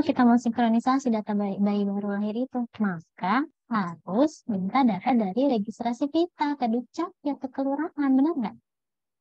Karena mereka yang bikin akta lahir, ya kan? Pun sama dengan data kematian. Misalnya, di puskes itu ada pasien TB, misalnya, dia harusnya mengikuti pengobatan 6 bulan. Tapi di bulan pertama, misalnya, baru sebulan, dia itu stop. Nggak datang-datang lagi sampai bulan ke-6. Si puskes ini nggak tahu kemana si pasien. Ternyata dikunjungi ke rumahnya sudah ada akta kematian. Si pasiennya sudah meninggal dunia. Puskesnya nggak tahu karena dia nggak pernah datang berobat lagi. Meninggalnya di mana? Meninggalnya waktu itu dibawa ke IGD karena sesak nafas, misalnya. IGD rumah sakit. Tidak ada sinkronisasi data di situ, benar nggak? Ya, kita hanya bisa mencatat data kematian itu dari akta kematian. Gitu. Kalau kita mau lihat data kematian di puskesmas, susah. Jarang ada orang meninggal di puskes, benar nggak? Di puskes itu vaskes pertama. Artinya yang banyak datang ke puskes adalah orang-orang dengan masalah kesehatan yang masih ringan. Biasanya gitu ya. Kalau udah parah-parah, pasti kan ke rumah sakit, ke IGD gitu kan. Jadi sulit. Maka kita penting untuk berkoordinasi dengan pihak yang punya data tentang catatan vital. Paham maksud saya? Ya, pentingnya sinkronisasi data dan integrasi data itu. Dan sensus. Kalau sensus ini biasanya survei-survei perilaku masyarakat ya. Dan karakteristik masyarakat. Ini dari BPS. Nah, teman-teman tuh sekarang kita punya tantangan baru loh. Kenapa? Kalau dulu ada Badan Pusat Statistik, ada BKKBN, ada Kementerian Kesehatan. Kita lagi ngomongin masalah kesehatan dulu aja ya, bukan data-data yang lain. Nah, setiap instansi itu punya kewenangan untuk melakukan riset atau sensus tanda kutip. Sehingga kita tahu angka-angka perilaku kesehatan pada masyarakat, angka-angka kesakitan pada masyarakat. Tapi sekarang sudah ada namanya BRIN, tahu nggak BRIN? Badan Riset apa ya? Saya sampai nggak tahu kepanjangan. Ada tahu BRIN? BRIN? Jadi sekarang semua kementerian, semua badan, instansi pemerintah tidak boleh melakukan riset secara mandiri. Jadi semua riset itu dilakukan oleh BRIN. Jadi kayak survei demografi Indonesia, demografi kesehatan Indonesia, dulunya dilaksanakan oleh BPS, Badan Pusat Statistik, sekarang BPS dengan BKKBN sekarang dilaksanakan oleh BRIN.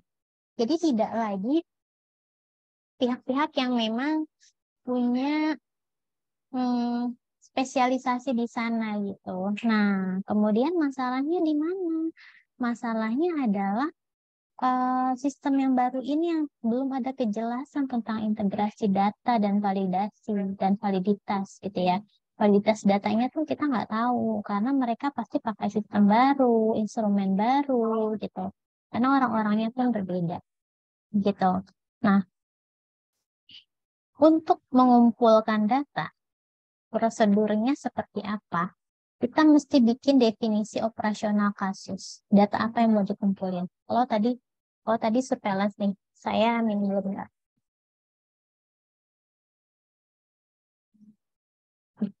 Misalnya surveillance PD3I.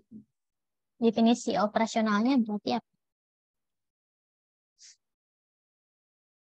Data tentang berapa gitu ya, jumlah, misalnya PD3I-nya pada bayi baru lahir. Pada bayi, berarti imunisasi dasar.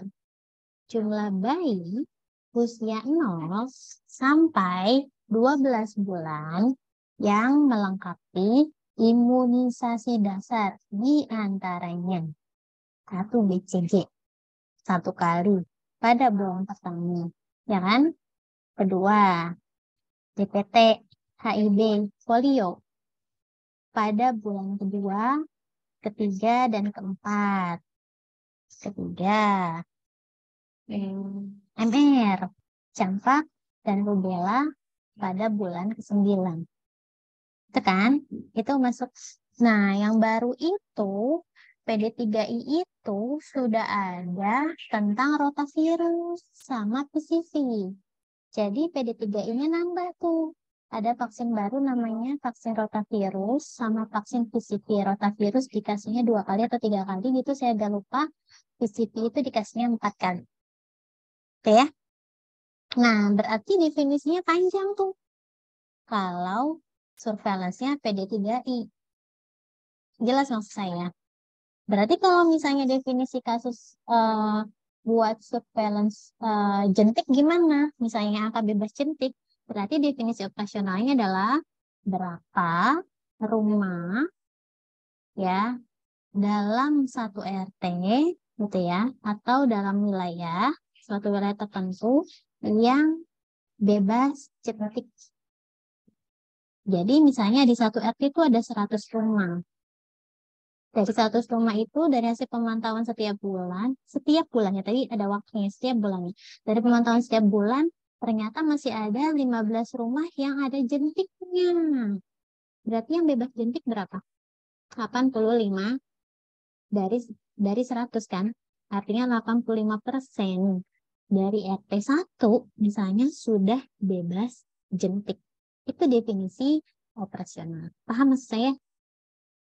Kita tentukan dulu sehingga saat kita sudah punya definisi yang spesifik, kita itu akan terarah. Kita mau ngumpulin datanya data apa, pada siapa, apa yang mau ditanya, apa yang mesti disajikan. Itu nanti akan terarah ke sana. Terus instrumennya, kalau definisinya udah jelas, kita mesti pakai kuesioner yang mana, pakai checklist yang mana. Ya, kemudian pengujian instrumen penyelidikan kasusnya bagaimana prosesnya. Itu akan terukur gitu ya. Ini contohnya. Ini teman-teman, ada contoh definisi kasus terkait dengan campak dan difteri. Ada definisi standar berdasarkan kondisi medis dan laboratorium. Ada kondisi non-klinis yang bisa ditangkap oleh tim surveillance. Karena tim surveillance nggak mesti dokter. Paham maksud saya? Ya. Jadi definisi mana yang bisa kita pakai? Biasanya untuk definisi surveillance itu cenderung kita fokuskan pada definisi non-klinis supaya penangkapannya itu lebih banyak, ya, lebih mudah ditangkap. Nah, pertama untuk mengembangkan definisi operasional jangan sampai menghitung ganda. Kalau mau angka penyakit, jangan hitung yang telah didiagnosis dan hitung kasus yang sejenis saja untuk membatasi jumlah kasus yang dihitung ganda. Nah, terus mau dipakai yang mana definisinya? Mau definisi kasus standar atau pakai non klinis? Jadi kalau misalnya mengarah ke campak berarti ada demam, ada bercak merah lebih dari satu. Kemudian ada gejala-gejala berikut. Berarti ini arahnya akan besar kemungkinan campak. Kalau difteri, anaknya sakit tenggorokan, tapi tanda spesifik difteri apa? Ada lesi abu di tenggorokan. Nah, lesi abu ini jadi tanda spesifiknya difteri. Ya. Nah, terus instrumen yang mau dipakai apa? Cuma mau dari daftar registrasi di meja depan pendaftaran pasien, atau mau pakai rekam medis, pakai registrasi lapangan, turun lapangan. Kalau kayak surveillance Jumantik, ya mau nggak mau turun lapangan kan? Datang-datang ke rumah-rumah kan, kita punya checklist kan? Atau dari laporan kematian, atau kita pakai questionnaire survey, atau ada protokol khusus. Jadi instrumen surveillance itu banyak sekali. Nah, terus saat ngumpulin data, itu perlu dilakukan pelatihan supaya orang yang bertugas itu bisa mengerjakan dan melaksanakan surveillance sesuai dengan tujuannya. Dan penting untuk dilakukan pengawasan yang kadang ini kelewat. Kenapa? Kepala puskesnya kerjaannya kebanyakan, dia lupa nih ngawasin yang ngerjain surveillance misalnya. Paling enggak minimal dia minta laporan gitu ya. Biasanya kalau kepala-kepala bagian atau kepala dinas, kepala surveillance, kepala puskes itu pasti minta laporan kepada anggotanya. Kalau dia nggak bisa melakukan supervisi setiap saat. Kemudian analisis data. Ini penting. Penyajian datanya mesti seperti apa. Makanya saya nanti dalam wawancara minta tolong ke kamu, minta lihat bentuk penyajian data surveillance kayak gimana sih. Lihat. Habis lihat kamu capture. Oke? Karena penyajian data ini satu aspek penting juga gitu. Kayak gimana bentuk laporannya, tabel kah, grafik kah, peta kah, ada angka-angka apa aja di sana gitu ya. Itu yang perlu disajikan. Nah, lalu bentuk analisnya kayak gimana? Sesuai dengan tujuan nggak? Kemudian ternyata ada spike, peningkatan atau penurunan drastis nggak? Karena ingat sistem surveillance itu kan dipantau dari tahun ke tahun ya. Artinya mereka pasti punya data-data sebelumnya sampai ke tahun ini. Itu kita bisa melihat gitu. Kemudian klaster enggak? Ada pengelompokan kasus nggak? Berdasarkan orang, rasa risiko orang, jenis kelamin, usia, berdasarkan tempat, daerah sini, daerah situ, berdasarkan waktunya, ini tahun kemarin, itu klasterisasi maksudnya. Kemudian tren, kalau spike itu peningkatan penurunan drastis, kalau tren itu pola yang teratur. Ya, naik turun tapi teratur. Meskipun dia fluktuatif naik turun tapi secara smoothing, secara penarikan dari secara halus, dia ternyata turun walaupun sempat naik turun gitu misalnya. Kemudian variasi sistematik. Ada perubahan secara teratur enggak? Oh, ini kaitannya dengan waktu ya. Flu, musim dingin, musim hujan, itu pasti banyak yang batuk pilek misalnya.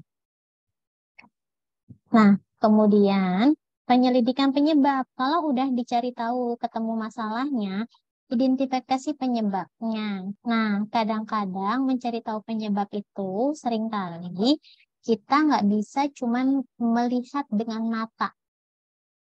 Tapi perlu dilakukan wawancara mendalam atau pemeriksaan fisik dan laboratorium lebih lanjut. Gitu ya. Lalu selanjutnya adalah mengembangkan rencana tindakan. Nah, biasanya stakeholder yang melakukan, siapa stakeholdernya? Ya kepala puskes, ya kepala dinas, ya menteri, ya kepala subdit, direktorat jenderal, direktur bagian apa gitu ya. Kepala bagian dari suatu bidang. Biasanya yang melakukan perencanaan suatu tindakan atau kebijakan baru. Nah, dan ini mesti ditentukan berdasarkan 5W1H.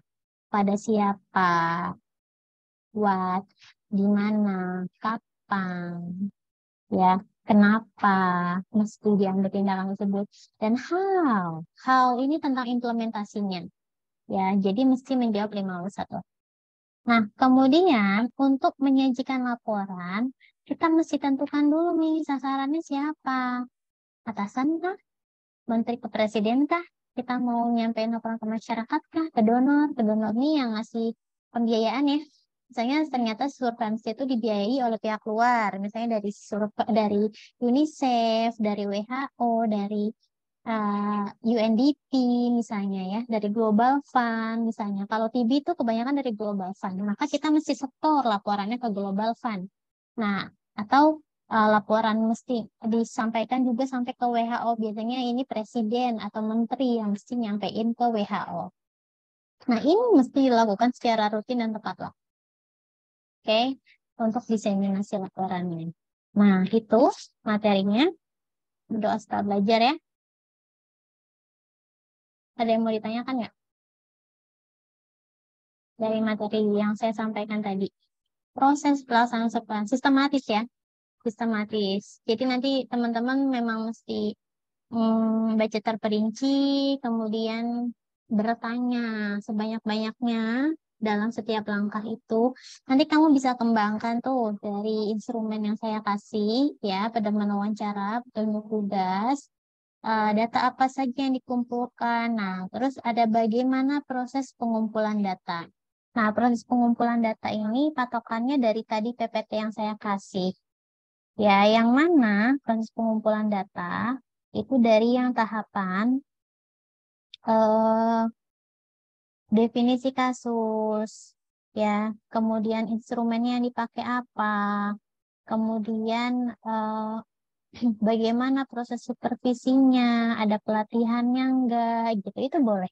Boleh kamu gali secara mendalam. Jadi gini, pedoman wawancara kamu 15 pertanyaan itu, tapi detailnya ada di materi yang saya kasih. Paham ya?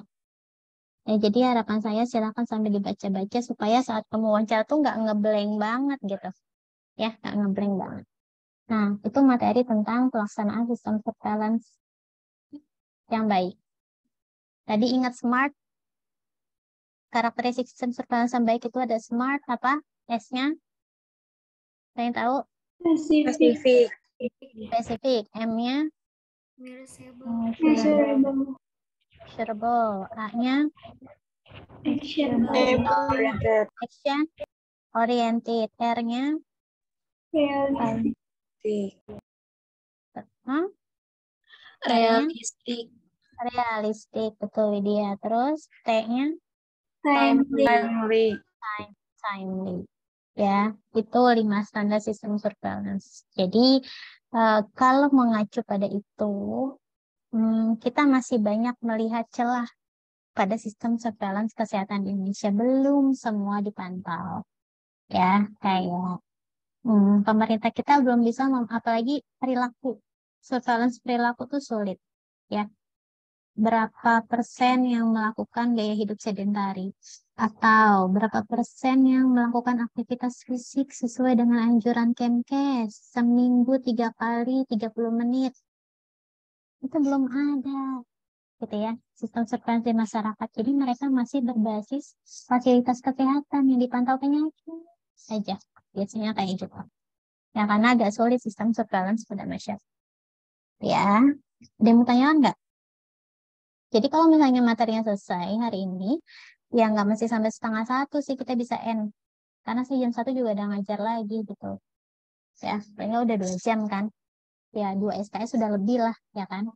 Lebih dari 2 SKS, tapi nggak full 1 SKS. Saya pengen teman-teman mempersiapkan, mematangkan lagi untuk proses wawancaranya. Nanti formnya saya rapikan dulu. Tolong diisi ulang ya. Sampai kamu tahu kepastian topik spesifik surveillance-nya. Untuk waktu wawancaranya boleh nanti berubah, boleh. Misalnya belum fix nih, narsumnya belum memastikan kapan bisa diwawancara, atau belum bisa memastikan online atau offline-nya, nggak masalah. Karena nanti dalam surat saya nggak akan menuliskan pastinya kapan gitu ya. Nanti diserahkan kembali ke kelompok. Oke, ada yang mau ditanyakan tentang materi hari ini atau tugas?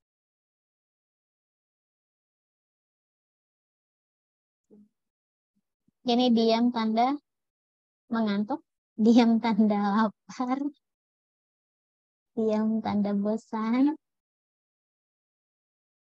Nah, minggu depan saya bikin sedikit bergairah ya. Saya tanya-tanya satu-satu dulu ya sebelum mulai kelas. Jadi materinya dibaca-baca ya, saya kasih kuis ya. Oke, kalau tidak ada, ini diamnya saya husnuzon ya. Ngerti ya, diamnya ngerti ya. Diamnya tanda ngerti. Kalau tidak ada pertanyaan lagi, kita sudahi dengan hamdalah bersama. Alhamdulillahirrahmanirrahim. Jadi minggu depan saya ingatkan akan ada kuis.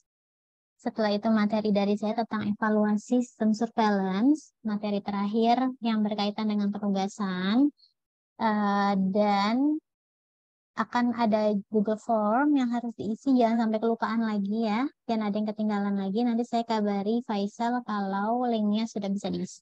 Ya, 3 poin itu. Terima kasih semuanya. Assalamualaikum warahmatullahi wabarakatuh. Waalaikumsalam warahmatullahi wabarakatuh. Terima kasih, Terima kasih Bu. Miss Tia. Sama-sama. Absennya udah semua ya.